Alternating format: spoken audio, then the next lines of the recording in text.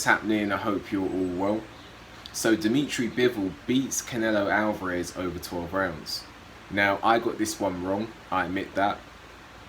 I thought that Dmitrii Bivol, it wasn't beyond him to win the fight, but to get given the decision, I thought would be a very, very hard thing for him to do. And the reason for that is because I thought that although it wasn't beyond Dmitrii Bivol to win a close fight, him getting a decision, I thought that was just something that wouldn't really happen. You know, I thought he could win a close fight where it's close, but people maybe think that Dmitrii Bivol won it. But unfortunately, it didn't go his way. That's what I thought would happen if Dmitrii Bivol was to win the fight. Maybe, maybe you scored it 114, 112 to Bivol, but then it gets given 115, 111 to Canelo Alvarez. That's what I thought would be a potential possibility for Dmitrii Bivol. I thought that if Dmitrii Bivol was to win the fight, he would have to win it wide to get a close points decision where you think it's maybe 119 to 110 and it gets given, I don't know, 115, 113. So that's how I thought Dmitrii Bivol could win the fight. I saw more ways for Canelo to win. I thought Canelo could knock Dmitrii Bivol out. I thought Canelo could win a close, controversial points decision. Or I thought Canelo could actually win a clear points decision and it gets given wide. I thought the only way for Dmitrii Bivol to win was to win a wide decision and it gets given close. And that's what happened, by the way. Because let me just check these scorecards here. I know it was close. Bear with me. Just going on to BoxRec. So 113, 113. So all across it was 115 to 113 in favour of Dmitrii Bivol. Well, I can tell you, I had it a lot wider than that. So Dmitrii Bivol won the fight clearly and gets given a close unanimous points decision. This is what I'm talking about. I don't know, I'm looking at these rounds. I gave Canelo, I think, 2 rounds in the fight. I gave Canelo, I think, 2 rounds. The last round and the second round, I think. Or the first round and the last round, I think, I gave to Canelo. And I gave one of them as a even round. Dmitrii Bivol won this fight clearly. Clearly won this fight. And in my opinion, he clearly won it wide as well. So getting into the fight itself, Canelo was, applying the tight high guard. And Dmitrii Bivol himself had a tight high guard. Dmitrii Bivol working off his jab at the beginning of the fight. And Canelo, he was throwing jabs, but he was mainly looking to throw his jab to set up his power punches. And as the fight progressed, he was really abandoning his jab and just leading with power punches. Dmitrii Bivol established his jab early on in the fight. And very early on in the fight, Dmitrii Bivol landed a combination and Canelo kind of had a look on his face like, this guy's got some power. Like this, I felt that one. That's the kind of expression that Canelo had on his face when Dmitrii Bivol landed a combination, I believe, in the third. And the body language of Canelo, it almost looked to me like, that power is something to think about. And that's something that I thought Bivol needed to do in this fight, give Canelo something to think about. So he landed like a combination of straight punches, and Canelo kind of had a look on his face like, oh, this guy can punch. And Dmitrii Bivol isn't even the biggest puncher at light heavyweight. So that kind of moves on to another point I want to make about this. I think this fight shows you that this is Canelo taking things one step too far. There was talk of Alexander Usyk versus Canelo. Honestly, Canelo's a great fighter, but it's a case of he's just too small to be going into those weight classes.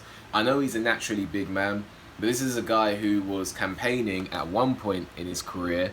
He weighed in on his debut, he weighed in at 139 pounds. He was campaigning in the 140s for a large portion or a sizable portion of his career.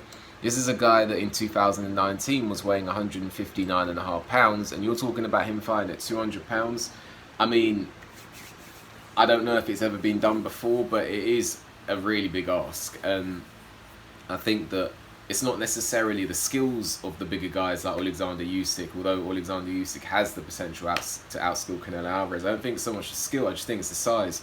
Because Dmitrii Bivol to me is not a big light heavyweight, and it really showed in there because Canelo Alvarez was not able to have his way with Dmitrii Bivol physically. Dmitrii Bivol, not the biggest puncher, not even the strongest guy in my opinion at light heavy, and Canelo was really struggling to physically dominate him. Canelo's a really strong guy, but at light heavyweight he was really struggling to physically dominate him. He really struggled to impose himself onto Dmitrii Bivol in my opinion, and that was a huge factor in this fight. I think that was a huge factor in this fight because you could see against Caleb Plant, you could see against Callum Smith that Canelo has that ball-like strength. But against Dmitrii Bivol just looked a little bit too big to impose, for Canelo to impose himself on. So that itself was a huge telling factor in this fight. The power had a real impact on Canelo Alvarez, and the size difference had a real telling part in this fight. And what I noticed in this fight is, you know, Dmitrii Bivol, whenever he landed, it looked to have more of an impact on Canelo than I've seen him. Even against Gennady Golovkin, and Gennady Golovkin's middleweight. This is, you're talking two weight divisions over what he fought Gennady Golovkin at. You know, he had the power to bother Canelo Alvarez. And after the third round, I noticed that whenever Dmitrii Bivol was like putting his punches together, Canelo Alvarez really, you know, Canelo Alvarez was really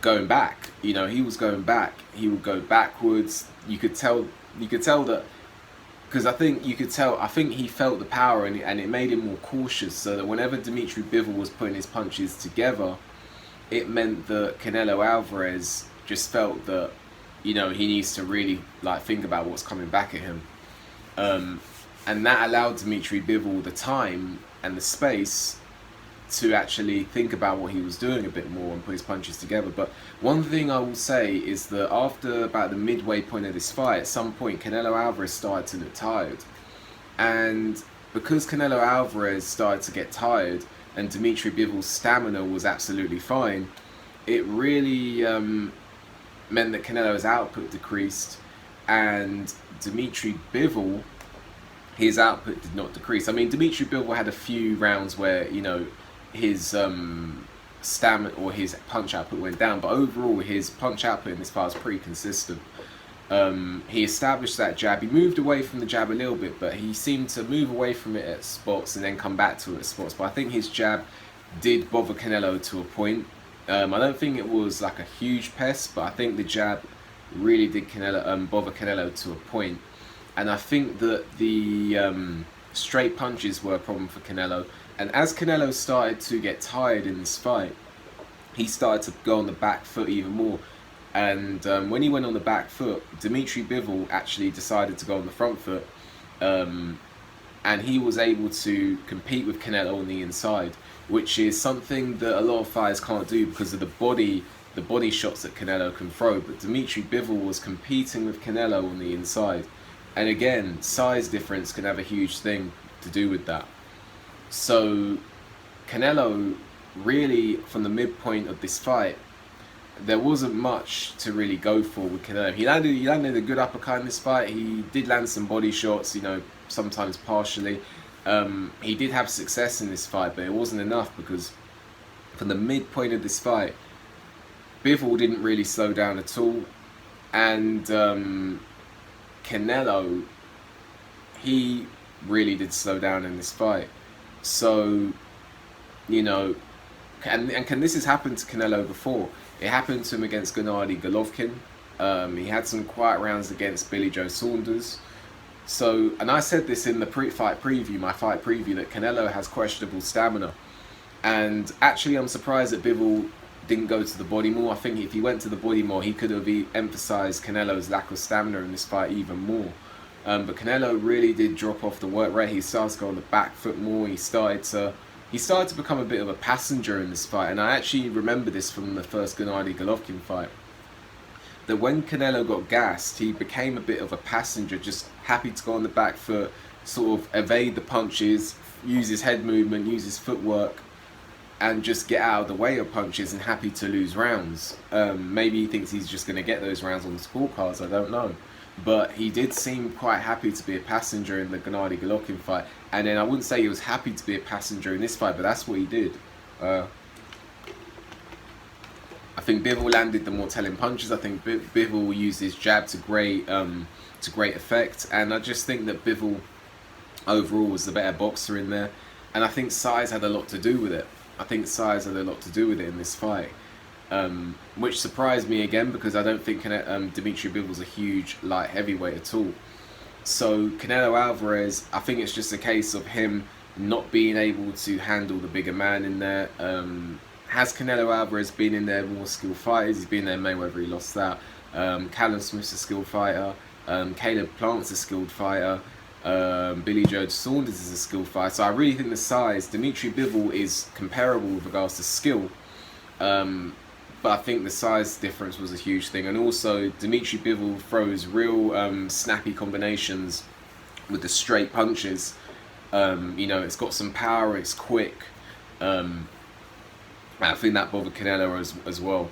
One criticism, or a couple, here's some criticism for Dmitrii Bivol. I know he won the fight, but he seemed to be too close to Canelo at times, too in range, too much in the range of Canelo for Canelo to be able to open up on him. And the reason I say that is because, you know, at times Dmitrii Bivol would be standing with the high guard, but he would be in the punching range of Canelo. And I thought with the size, with the height gap, you know, Dmitrii Bivol being listed as 6 foot, Canelo being listed as 5'8", I thought that there was no particular reason for Dmitrii Bivol to be in that range of Canelo. That was just my opinion. And also, Dmitrii Bivol seemed happy to take punches on the gloves, but considering the body punching of Canelo, I thought maybe that was a bit dangerous. Those are just two, and I think he established his jab early on in the fight, Dmitrii Bivol, but then he moved away from it at times. I think he would have had more success against Canelo. He had plenty of success, but I think he would have had even more if he kept to that jab. So those are a few criticisms of Dmitrii Bivol, but you know, overall he boxed very well. He contained Canelo. You know, he used his size advantage. He had the power to bother Canelo, and he comprehensively outboxed Canelo over 12 rounds, and it still got given close. So well done to Dmitrii Bivol. Canelo, great fighter. I just think this was a step too far. I think Alexander Usyk would be a step too far. And as for him competing at light heavyweight, well, you know, I don't think Dmitrii Bivol is even the let me have a look at, so if you're looking at having a look at the light heavyweight division, just having a look here, because I don't think Dmitrii Bivol is even particularly necessarily the best light heavyweight. You know, you got Artur Beterbiev, who's a very good light heavyweight, and the thing with Artur Beterbiev is, you know, him versus Dmitrii Bivol is a very good fight. Artur Beterbiev versus Dmitrii Bivol, that is a very good fight that I might even favour Artur Beterbiev in. So Canelo versus Artur Beterbiev, the problem with this is that Artur Beterbiev is in my opinion, he's a bigger puncher than Dmitrii Bivol. So Canelo versus Artur Beterbiev, although Canelo, in my opinion, has more chance of knocking Beterbiev out, if Beterbiev lands on Canelo, looking at the impact of Dmitrii Bivol's punches, then I would say that Dmitrii Bivol, I would say that Artur Beterbiev has a good chance of knocking Canelo out.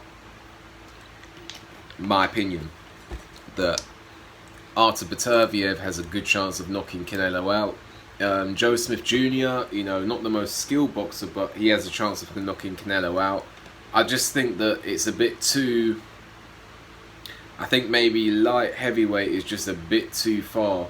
Even Callum Smith versus Canelo at light heavyweight, in my opinion, could be a different fight to what it was obviously when they fought at middle or super middle. So I think that Canelo maybe needs to stick to middle or super middle, and that will give him more success. But either way, Dmitrii Bivol wins, so shout out to him. I want to see him versus Petreviev. I don't think Bivol's big enough to go to cruiser, but either way, I want to see him against Petreviev. Canelo, you know, probably stick to super middle. I don't know who there is for him at super middle. I'd have to have a look. But what did you make of the fight? Do you, like me, think it was wide? What do you think? Do you think Canelo should really move down from light heavy? Let me know. Like the video, subscribe to the channel, leave a comment. Make sure you hit the notification bell so you get notifications when I make a new video. And I'll see you on the next video.